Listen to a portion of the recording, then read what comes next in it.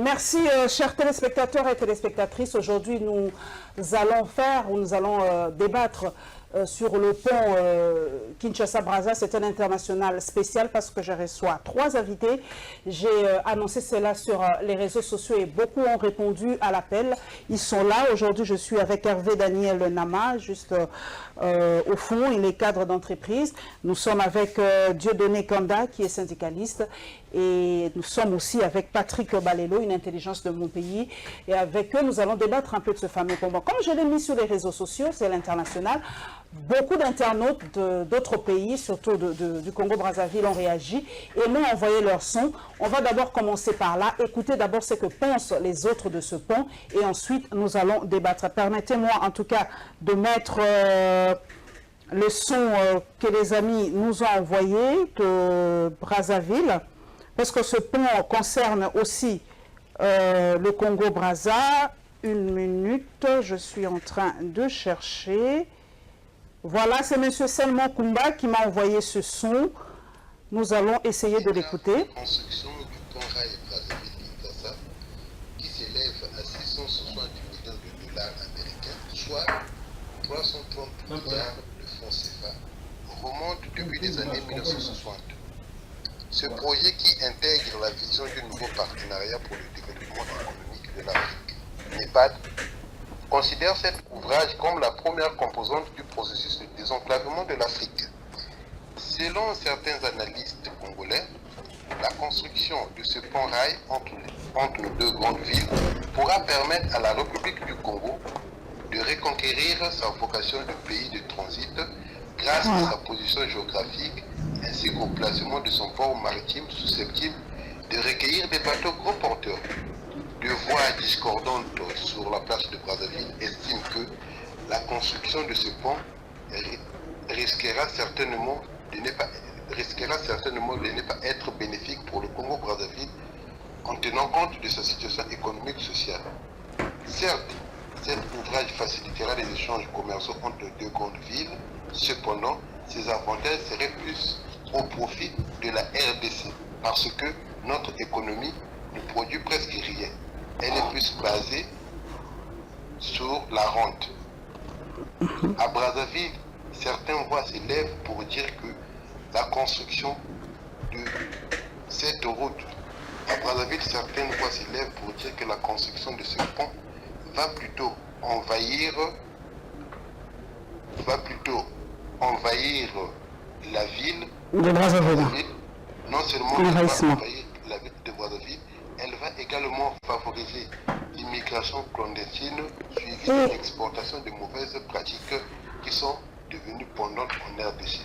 En dépit de certains dysfonctionnements liés à la sécurisation de nos frontières, force est cependant de souligner que seule la mise en place d'une politique sécuritaire de frontières communes qui pourra lutter contre l'immigration clandestine. Voilà, vous avez suivi le point de vue de Selman Kumba, c'est un journaliste qui vit à Brazzaville. Permettez-moi, pour gagner du temps, de prendre aussi un autre son. Voilà, le temps de chercher. Mon Dieu, j'ai tellement de contacts. Bon. Oh là là là là là. Bon. Bon, je vais chercher calmement la dame. Je ne la retrouve pas, désolé. Hein. Pourtant, je l'avais vu tout à l'heure. Mais nous allons déjà commencer à débattre. Vous avez suivi Edmond Kumba. Je vais commencer par Hervé Daniel Nama. Ce pont Kinshasa-Brazzaville, c'est le pont qui va relier les deux pays. Vous avez suivi cet ami de Brazzaville qui a donné beaucoup plus de raisons négatives par rapport à ce pont, par rapport à eux, puisque beaucoup pensaient que ce pont allait beaucoup plus favoriser le Congo-Brazzaville. Pourtant, nous avons un autre son de Claude. Il a dit que ce pont n'est pas du tout bénéfique pour le Congo-Brazzaville, que ce pont va permettre l'invasion de Brazzaville, et cela va permettre l'immigration avec tout ce côté négatif, l'immigration clandestine et tout ça. Ça, c'est le point de vue d'un Congolais de Brazza. Mais ici, chez nous, Hervé Daniel Nama, ce projet a commencé quand? Quand est-ce qu'on a pensé à construire ce pont-là? Merci beaucoup, madame. Je vous en prie.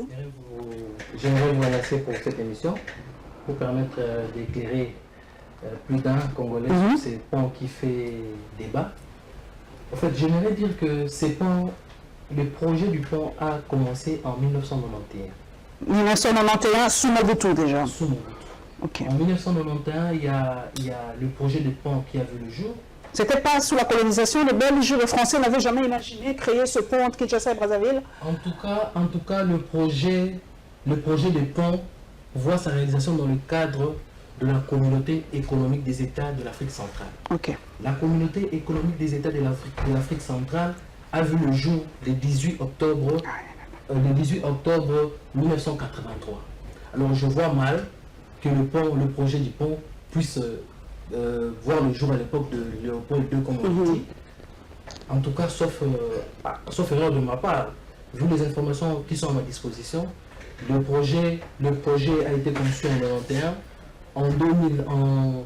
En 2005, pardon, le projet n'a pas évolué faute de financement parce qu'il y avait aussi certains problèmes internes entre les deux pays. Et puis le projet a été relancé encore en 2007. Et puis en 2017, c'est la communauté économique des États de l'Afrique centrale qui a remis les dossiers sur table jusqu'à ce que nous nous retrouvons aujourd'hui en 2019. Et on projette... Cette fois-ci, vraiment, ce projet va se réaliser. Bon. Depuis 1991, ça fait plus de 20, je sais pas avec le calcul, combien d'années déjà? 28 ans déjà que ce projet est sur la table. Cette fois-ci, ça sera réalisable. On va bâtir enfin ce fameux pont. Je crois qu'en 2005, la RDC s'est prononcée. Le pays était réticent, disant que pour construire ces ponts, il fallait d'abord finir avec construire le pont en eau profonde des Bananes. C'est toujours la même raison. Parce qu'à l'époque, la RDC avait estimé que si on lance ces ponts, ça va ralentir, pour ne pas dire arrêter les activités économiques au niveau du port de Matadi et le port du Goma. Curieusement, aujourd'hui, la CEAC a remis le dossier à jour sur table et le pont doit être financé à hauteur de 550 millions de dollars et la BAD a pris 210 millions déjà. 220. 220 millions. Il y a le reste, le 300 qui reste, 300 quelque chose, qui doit être géré par les États. Je pense que dire que ces ponts va se réaliser cette fois-ci, en tout cas, il y a beaucoup de paramètres à prendre. Un des paramètres de Dieudonné Kanda, c'est le fait de la non-construction de ce fameux port en eau profonde de Banana.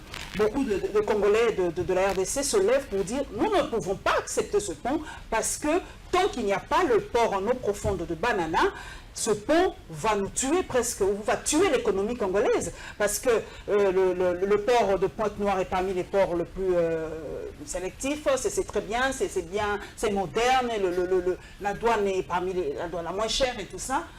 Alors, doit-on d'abord construire notre port en eau profonde avant de penser à ce pont Kinshasa-Brazzaville? Merci Madame Paulette pour cette invitation, participer à cet exercice qui concerne les débats autour du pont route-rail qu'on veut comment jeter sur le fleuve Congo. Je voudrais d'entrée de jeu interpeller le chef de l'État, interpeller le Premier ministre qui a été nommé sur la gravité des engagements politiques que nous prenons, parfois qui ne tiennent pas compte des intérêts privés de la RDC. Nous sommes partisans de l'intégration régionale et sous-régionale.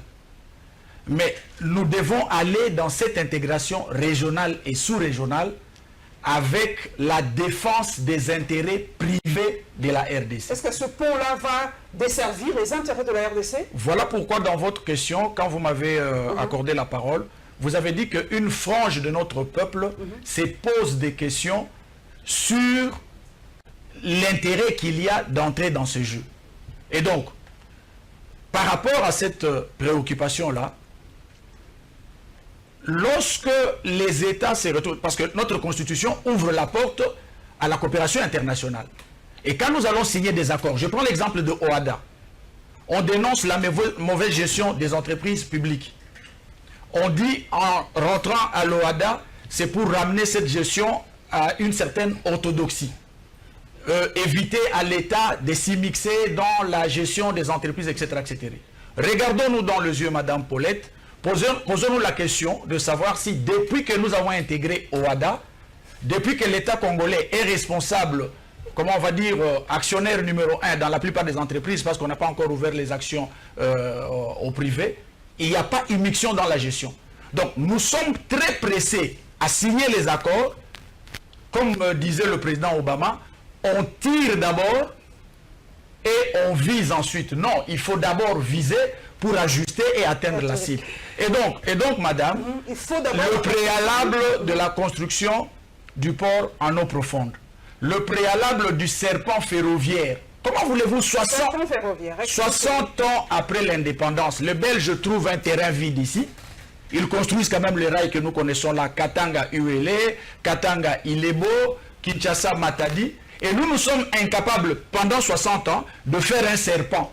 Parce que le transport de masse, le transport de sécurité, en termes de transport, comment on va dire, des hommes et leurs marchandises, ce sont ces ferroviaires et des grandes routes et le fleuve, la route naturelle hydraulique qui nous a été donnée par Dieu. Et donc, voilà que nous sommes dans des débats, des tribus, des politiques de nivellement vers le bas, alors que dans le concert des nations visant le développement du monde dans lequel nous sommes partie prenante, l'économie mondiale étant la somme des économies nationales, il faut d'abord que l'économie nationale soit relevée pour entrer en compétition. Patrick Balelo, nous avons suivi ce Congolais d'en face qui a dit que la RDC doit jouer son rôle d'être un pays des transits. La toute première question, qui nous a empêché, nous, Congolais, de construire notre port en eau profonde de Banana?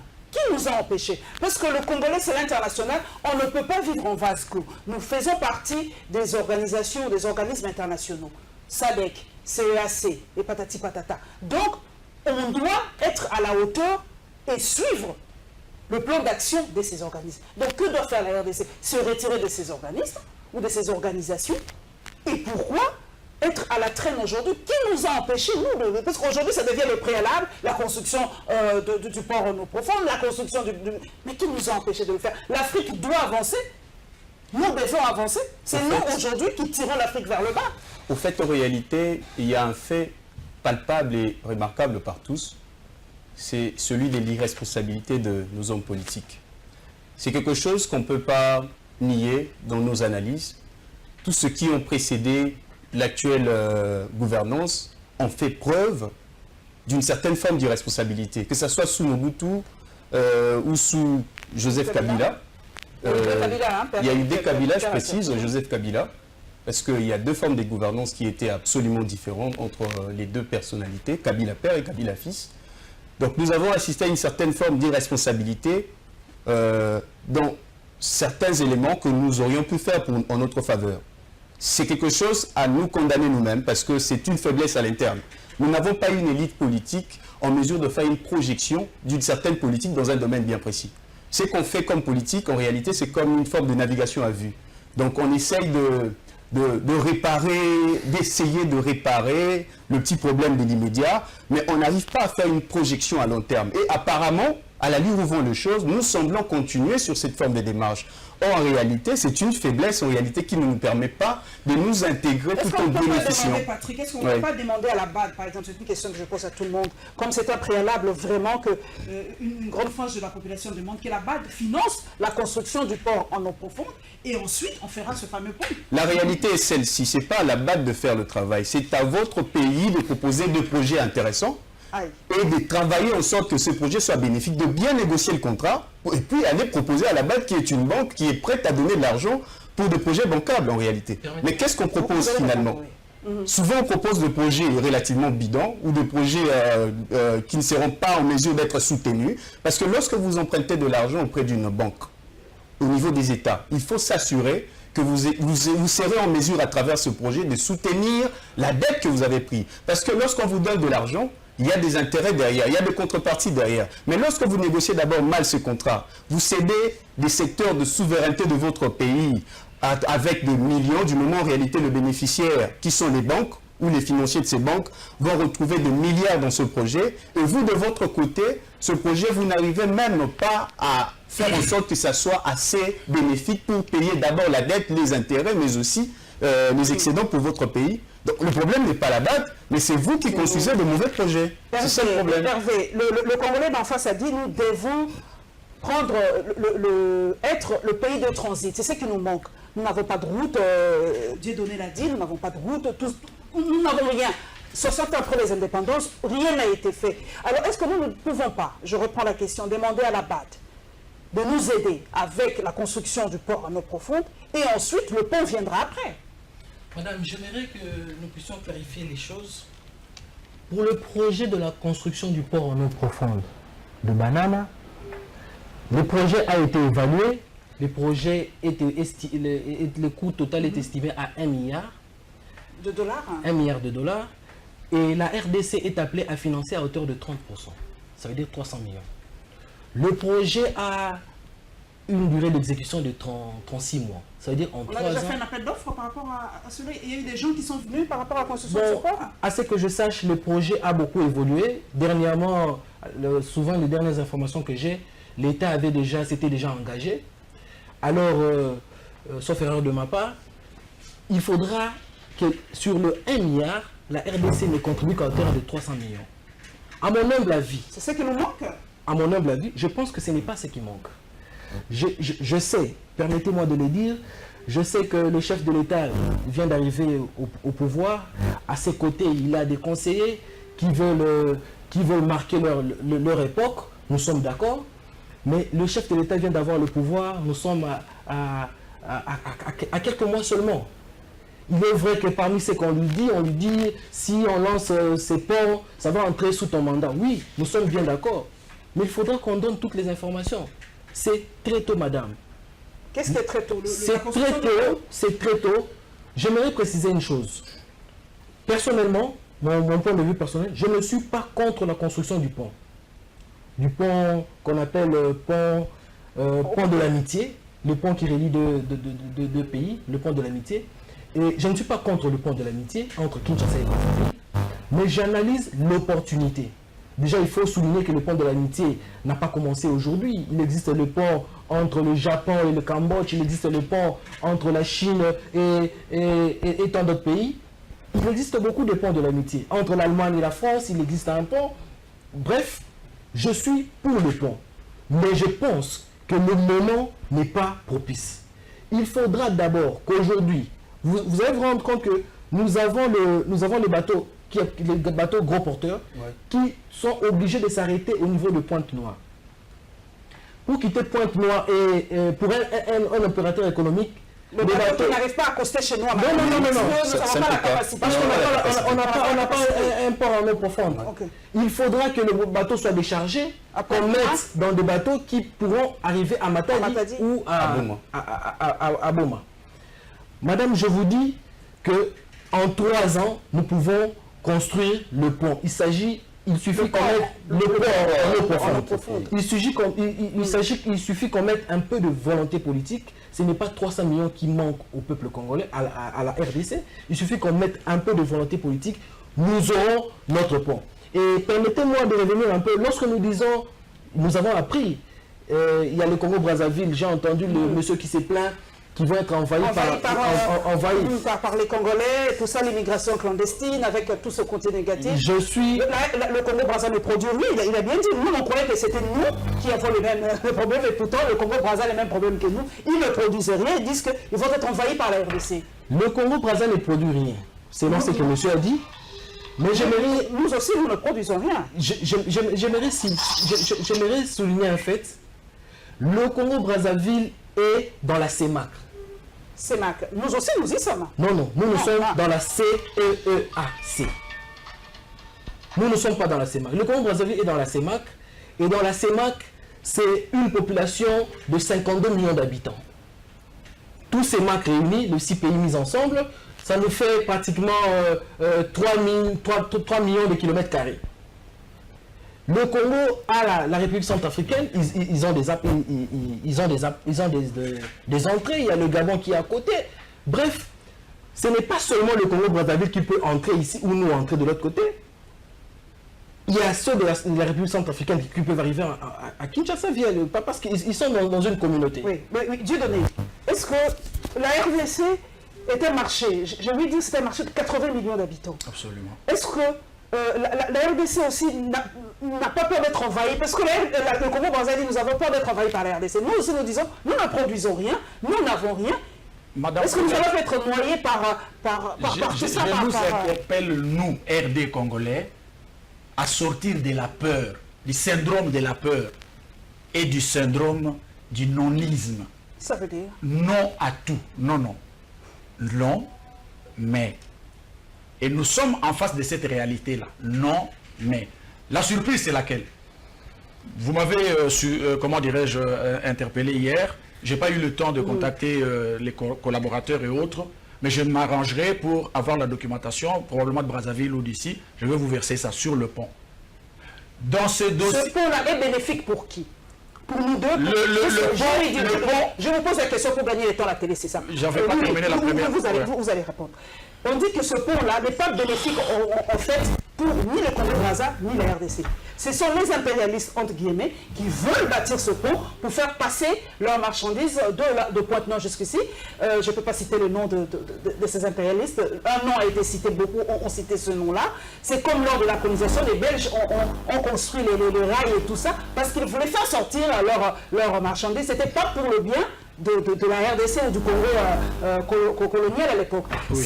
La question est directe. Ce pont sera bénéfique à nous, Congolais, ou aux multinationales qui vont y travailler? Le pont, tout autant que le port, seront bénéfiques. Le port des bananes en eau profonde, le port à Maluku là-bas, seront bénéfiques et à la RDC et à la communauté internationale. Madame, même dans l'économie ancestrale de nos ancêtres, mais c'était le troc, non?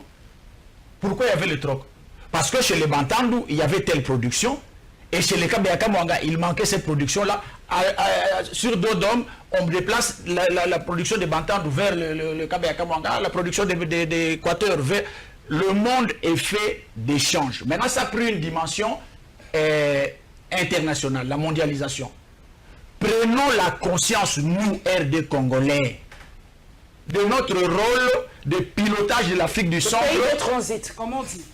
Oui. Pays de transit, tout doit passer par là. Tu sais que tout ce qui se passe là, le port, pont, mais ça devait être des projets qui voient le jour en RDC, à travers un plan d'intégration régionale made in RDC. Nos intelligences, tous ces grands... Il a dit, nous n'avons pas de vision. Tous ces grands professeurs d'économie, tous ces politiciens, au lieu de rentrer dans des discussions stériles, ça devait faire l'objet des débats au Parlement, des grands débats dans le milieu de la presse, les spécialistes de la presse économique, le grand débat dans la société civile. C'est ça la force d'une nation. Ici, c'est des concurrences de véhicules, concurrence de parcelles, alors que les autres, le Rwanda, le Botswana, etc., pour ne citer que le petit, mais c'est honte à nous, ce ne sont pas de petits, c'est des grands. Parce que le petit, ou la petitesse ou la grandeur, ce n'est pas 80 millions, c'est pas le sous-sol qui tue. Tout. Et madame, vous allez me permettre, dans le projet, il est clairement dit que le préalable du port en eau profonde, c'est intégré dans le projet. Ah, c'est intégré dans le projet. Nous, c'est comment on dit notre endroit où on boit le soir là? On passe le temps là-bas. C'est dans le projet. Et j'ajoute que le projet parle également de la connexion Ilebo, comment on dit ça? Kinshasa, Ilebo, le rail. Vous voyez, c'est-à-dire que nous sommes moins sérieux. Il est venu le temps que ceux qui prêchent dans les églises, que ceux qui font la musique, que ceux qui font la politique avec 600 partis politiques, qu'on redevienne sérieux. Nous ne sommes pas sérieux. Nous ne sommes pas sérieux, Patrick. Totalement. Est-ce que ce pont-là va bénéficier à qui? À nous, Congolais, aux Congolais d'en face, à l'Afrique ou aux multinationales qui veulent profiter toujours des produits du sous-sol de l'Afrique? À vrai dire, le monde est en train de muter. De nos jours, les frontières représentent des formes d'entités du passé. De nos jours, l'espace Schengen, on n'en aura pas, hein? C'est plus l'espace Schengen, mais il y a des institutions supranationales qui interfèrent sur tout. Et il n'y a aucun État aujourd'hui qui peut se prévaloir intégralement avoir une certaine souveraineté. Mais sur base de tout ça, Relative. la souveraineté est totalement relative. Mais sur base de tout ça, donc, par rapport à ce projet, les premiers bénéficiaires, ce sera plutôt les multinationales qui auront à faire les affaires, parce que dans le libéralisme, qui est la politique appliquée quasiment partout dans le monde, c'est le marché qui gagne. C'est le marché qui gagne. Donc les entreprises qui vont s'investir là-dedans, Le marché c'est impose les eux qui règles. vont gagner. Mais dans ce jeu-là, où se retrouve notre part?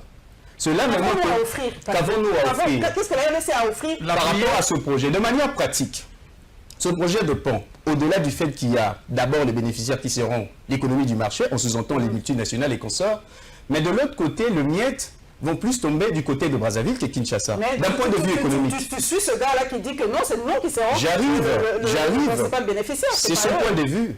Mais j'ai d'autres argumentations. Dans quel sens? Vous savez que les recettes budgétaires de notre pays, en réalité, la première province qui fait entrer le plus d'argent, c'est le Congo central. Ah non, et le Katanga qui Le Katanga qui a été scindé en plusieurs parties, c'était la première province à un moment, mais de nos jours, c'est maintenant le Congo central depuis quasiment 2 ans, depuis qu'on a scindé les provinces. Ça provient d'où? Des ports Ça provient spécifiquement des ports de Matadi et de Boma. Et au-delà de ça, il y a d'autres entreprises qui travaillent dans le bénéfice de ces DGDA, la SCPT, l'OCC et la DGDA, si je m'abuse. Donc des millions d'emplois en jeu. Et cette source en réalité que nous n'arrivons même pas à rationaliser, parce que lorsque vous passez votre temps autour de ce port, vous allez vous rendre compte que le peu d'argent qui semble entrer dans la caisse de l'État, ce sont des miettes. En réalité, par rapport à ce qui est en mesure d'être capté par ça. Parce que la plupart sont détournés par certains agents et une très petite partie seulement entre dans la caisse de l'État. Donc la première des choses, c'était d'abord de rationaliser ces secteurs-là. Essayer de rationaliser pour maximiser les recettes. Mais d'une manière, quand on va construire ce pont, qu'est-ce qui va se passer? Nos ports ne peuvent pas rivaliser avec celui de Pointe-Noire, qui est relativement assez performant d'un point de vue taxation. Qu'est-ce qui nous empêche de faire mais aussi d'un point... J'arrive. Ce qui nous empêche, c'est parce qu'on a une élite qui passe des temps dans des bêtises, dans des stupidités, dans des débats sans tête. On n'en veut à personne. Et du coup, on nous néglige de vrais sujets qui devaient être de vrais sujets qui devaient créer des débats, au fait. Ok. Je vous laisse encore écouter, s'il vous plaît, notre Congolaise, mais qui est aux États-Unis, qui nous a fait parvenir ce son. Mais excusez, je n'avais pas fini l'idée, parce que la réalité est que... Oui, écoutez. Ce message depuis le Québec, donc en Amérique du Nord. Et alors, Sassou Nguesso est le pont qui doit unir les deux capitales, Kinshasa et Brazzaville. Moi, je dirais qu'il faudrait que Sassou Nguesso arrête de distraire les deux populations. Pourquoi je parle de distraction? C'est que ce pont, on nous en parle depuis les années 80. Donc je me souviens de ma plus tendre enfance, on nous parlait du plan quinquennal, la lutte contre la pauvreté. C'est toujours la lutte contre la pauvreté, alors que normalement nous sommes riches. Les organismes internationaux donnent de l'argent, des prêts, des dons. Tout le monde a caillangoté, mais qu'à la lutte contre la pauvreté. Et aujourd'hui, quelque chose de plus de 30 ans plus tard, il revient de nouveau sur ce fameux pont Kinshasa-Brazzaville, au moment même où il est en pleine mendicité au niveau du FMI, qu'il n'arrive pas à remplir les conditions du FMI. Lui, il est prêt à dépenser des milliards et des milliards pour relier les deux capitales. Moi, je n'ai pas de problème avec un pont qui pourrait relier les deux capitales. Pour quelle raison? Parce que déjà, je n'ai jamais fonctionné avec les frontières coloniales. Parce que... Vous avez suivi un peu l'idée? Un peu là. C'est pour ça que on finit par être envahi par n'importe qui. Moi, je dis, je préfère que ce soit nos confrères d'en face qui viennent chez nous faire du business que le centre-ville qui appartient à des Libanais, les Chinois qui font ce qu'ils veulent, même les Indiens nous ont envahis. Voilà. Bien. Vous avez suivi un peu l'idée. Moi, je suis pour ce pont-là, Sassou Nguesso, il n'a qu'à le faire. Au moment où les étudiants à l'étranger, les étudiants congolais de Brazzaville, Bazo Kemba, Bazo Mona. Voilà. L'idée, Hervé, pour cette dame, c'est une forme de distraction pour les politiques aussi. C'est une façon d'éloigner les gens de réfléchir à autre chose. Aujourd'hui, ce pont-là, c'est une forme de distraction, selon cette dame. Et ensuite, elle n'est pas contre le pont en général, parce qu'elle veut que ce pont-là, elle voudrait d'ailleurs que ce soit les Quinois qui aillent travailler à Brazzaville au lieu des Indo-Pakistanais. Les Quinois qui n'aiment pas. Voilà, c'est ça. Bon, elle est. C'est pas tout le monde, hein, c'est pas tous les Congolais. Mais non plus, de manière globale, oui, on sait pas tous les Congolais d'en face qui détestent les Quinois non plus. Est-ce que pour vous, ce pont-là est vraiment bénéfique? Parce que les gens se disent, est-ce que c'est pas comme le genre des éléphants blancs, en fait, Hervé Daniel? Est-ce que c'est pas un éléphant blanc? Qu'est-ce que ça va rapporter? C'est vrai qu'on dit que nous serons un pays des transits, mais les gens disent que c'est éminemment politique aussi, ce pont-là. Et c'est une façon d'enjoliver leur fin de mandat. Pour Fachi, ça serait une façon de marquer, dire ce pont a été construit sous ton mandat. Est-ce que ce n'est pas quelque chose de tout à fait politique, tout simplement? C'est une question pour vous trois. Madame, moi je pense que ces ponts tombent au mauvais moment. Ouf. Maintenant là, nous n'avons pas besoin de ces ponts-là. Mais la mondialisation est là, Hervé. Nous sommes d'accord. Aujourd'hui, le peuple congolais, suivant les statistiques que nous avons eues il y a 3 jours, la RDC compte 87 208 400 quelque chose d'habitants. Il est vrai qu'à Kinshasa, nous sommes à 17 millions quelque chose, contrairement à Brazzaville où ils sont à 1 800 000. Sur le plan de la population, ils peuvent avoir des craintes qu'on va les envahir et tout et tout. Mais sur le plan économique, madame, lorsque moi j'étais à l'école, on me disait que le Congo était le premier producteur de ceci, huile de palme. Tout ça, je l'ai appris à l'école. Mais aujourd'hui, on est premier producteur de quoi? Il y a des produits qui viennent de chez nous ici, où le Rwanda est à la tête. Comment ça peut s'expliquer? Alors, pour revenir, madame, moi je pense que il faudra récalibrer les choses.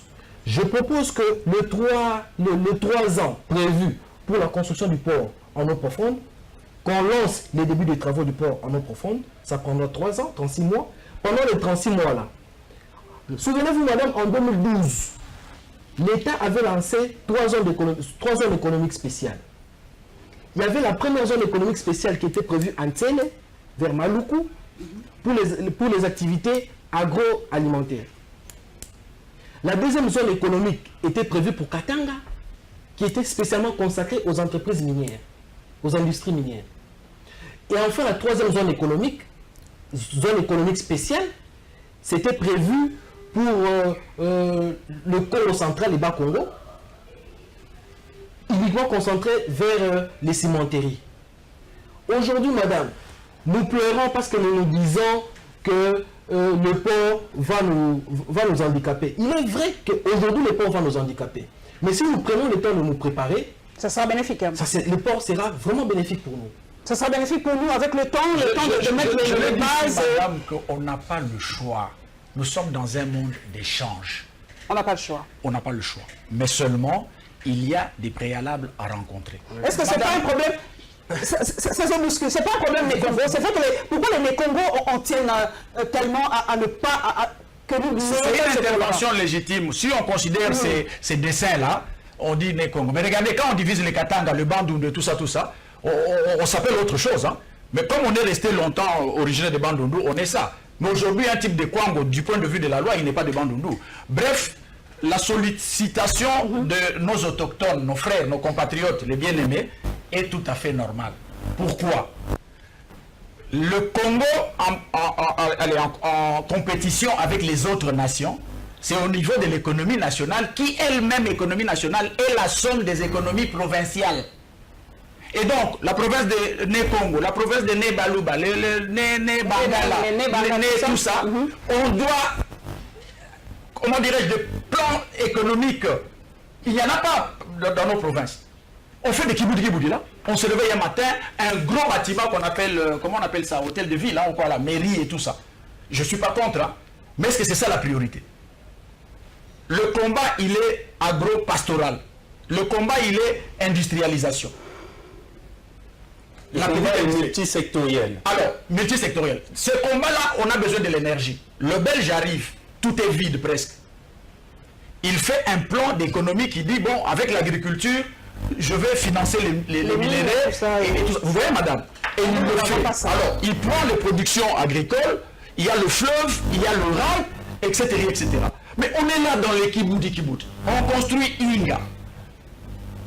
Lisez le projet et tout le reste, on vous dit, on va électrifier, il y aura des industries. Je nous pose la question, où sont ces industries? L'industrie de Maloukou. Madame, vous savez que le Belge, pour avoir les 300 km dont on parle là, on dit forcer la note et il y a eu un troc.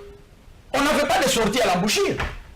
Et donc, il y avait deux projets proposés à l'époque. Je voulais conclure pour dire, vous voyez la capacité des Belges de négocier ceci, de négocier cela, et ça nous manque aujourd'hui. On a des gens folkloriques. On montre les habits, on montre le véhicule, on montre, etc. Mais le problème profond du Congo, on n'en discute pas. Patrick, ce pont sera érigé où en fait? Sera érigé où ce pont? Parce qu'on en parle, mais on ne sait pas. Oui, de Kinshasa-Brassa, ce sera où? De Kinshasa vers Maloukou. Vers Maloukou, c'est là où... Et ce serait vraiment bénéfique. La question que les gens se posent, est-ce que ce sera vraiment bénéfique? La réalité, c'est l'amitié. Moi, je fais partie de gens... On peut s'en passer de ce point-là. Je fais partie de gens qui pensent à une unité des États d'Afrique, au fait. Mais on ne peut pas s'ouvrir aux autres quand on a des faiblesses à l'interne qu'on n'a pas pu arranger. Aujourd'hui, on prend souvent l'exemple de la Chine, que la Chine s'est ouverte au monde et consorts. Mais avant que la Chine sous Mao s'ouvre au monde, Mao a commencé par réparer le problème interne, légué par son successeur, ce qui était de la corruption, de mauvaises manières et consorts. Il s'est d'abord efforcé pendant quasiment 30 ans à remettre l'esprit des Chinois, les mentalités des Chinois sur le rail. Et aussitôt qu'il y avait ouverture avec Nixon, du coup, on a vu un grand bond qui a eu à faire étonner tout le monde. Mais nous autres, nous n'arrivons même pas à avoir des projections pour réparer nos problèmes à l'interne, mais nous voulons nous ouvrir au monde. C'est comme un parent en réalité qui n'est pas en mesure de nourrir ses enfants à l'intérieur, mais il s'efforce à faire entrer d'autres bouches dans sa maison. C'est irresponsable pour moi. Cette histoire de pont, en réalité, c'est quelque chose de bon, mais c'est inopportun pour l'instant. C'est inopportun d'un ordre d'abord sociétal, parce que nos deux sociétés, ce qui est vrai, les Brazzavillois ont certains a priori sur le Congolais d'ici. Et par conséquent, ils ne nous acceptent pas en général correctement, parce que nous semblons amener notre pauvreté et certaines antivaleurs d'après eux chez eux. Surtout que nous faisons la mauvaise promotion de nous. De l'autre côté, le côté purement économique, qu'est-ce qui va se passer de manière globale? On va assister à quelque chose où la plupart des investisseurs préféreront venir passer par le port de Pointe-Noire, qui est plus bénéfique que celle du Bas-Congo, que nous avons de Matadi et de Boma, il faut préciser qu'il y a beaucoup de tracasseries là-bas. Et du coup, les gens préféreront passer par là, qui est moins cher, plus bénéfique, plus performant, et passer par le pont pour entrer ici. Donc ce sera pas bénéfique. Juste de ce qu'il vient de dire. La qualité des services, c'est notre faible. Oui. Depuis combien d'années on nous dit pour le plus cher, ainsi de suite? Où sont les analyses profondes pour dire nous sommes en concurrence internationale? On dit que Pointe-Noire est moins cher et nous, qu'est-ce qu'on fait? En quelques poussées de ça, Hervé Daniel, est-ce que la RDC n'est pas du tout concurrentielle? Donc la RDC, comme l'a dit Patrick, on doit d'abord résoudre nos propres problèmes avant de nous ouvrir aux autres. Sinon, ce pont-là sera pour nous le maillon faible. Nous sommes le maillon faible de la chaîne en Afrique. Madame, là, vous avez pratiquement tout dit. Mais moi, je pense que vraiment quelques poussées de secondes. Je résume le problème, la solution de ces problèmes. Il est vrai que maintenant, la construction du port n'est pas la bienvenue en ces moments, mais je propose quand même une solution. Je propose une solution pour que nous puissions avoir... assez vite. Premièrement, je propose que nous puissions lancer les travaux de construction du port en eau profonde qui prendra 3 ans.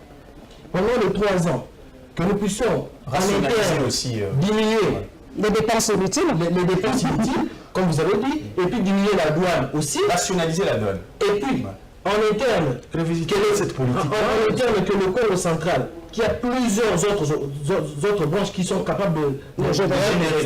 Je vous dis qu'aujourd'hui au Congo central, il y a 6 branches qui fait faire beaucoup de recettes. Nous sommes vraiment à la fin. C'est la télé, désolé, mais l'international est là. Cette émission est tellement passionnante. Je crois que nous allons encore y revenir la semaine prochaine. Je crois que nous aurons le DG Gilbert Binadi avec nous la semaine prochaine pour que nous essayions vraiment. C'est encore parce qu'on nous reproche chez nous de parler un peu, de faire le tour du boudi. On parle tout le temps de choses qui ne sont pas importantes. Mais là, nous avons vraiment un sujet qui va nous permettre de mieux réfléchir. Et je crois que la semaine prochaine, je reviendrai encore ici pour encore reparler de ce pont Kinshasa-Brazza et de notre intégration dans la sous-région. Que représente réellement la RDC dans la sous-région? Sommes-nous un nain économique? Qu'est-ce que nous sommes? Qu'est-ce que nous représentons? Un géant en peu d'âge. Nous allons nous retrouver la semaine prochaine, mesdames et messieurs, et prenez plaisir à suivre Congo Web Télévision et à la semaine prochaine.